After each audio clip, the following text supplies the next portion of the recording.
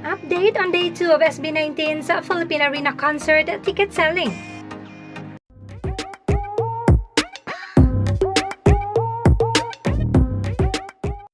Here's the latest update on the day 2 of SB19's Philippine Arena concert ticket selling. Mayroon pang available tickets, so go ahead, bumili na kayo as a gift to yourselves. I promise you, this one will be an experience you will never forget. Yung masasabi mong kakaiba, walang katulad. Now, since today is April 16, simula 12 noon ay pwede nang bumili sa SM ticketing outlets for physical tickets.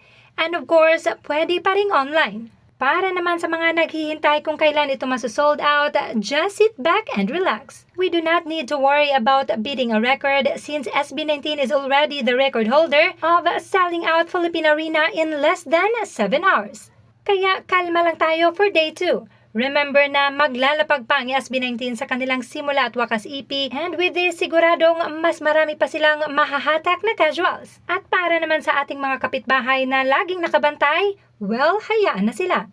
Let them see a fandom na nakafocus lamang in achieving and celebrating every milestone na walang reklamo sa boys, sa performance at sa management.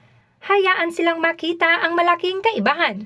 Kung may mga nagtitrigger, nagpaparinig, let them be. Remember that misery loves company. Sa dami ba naman ng issue sa kanilang bakod, sa dami ng mga reklamo, fans versus fans, fans versus idols, fans versus management, and casuals versus their idols' performance, well, gusto lang nilang mandamay lalo na't 18 is living the exciting fangirl and fanboy life. Kaya focus lang, there are more things to celebrate with SB19.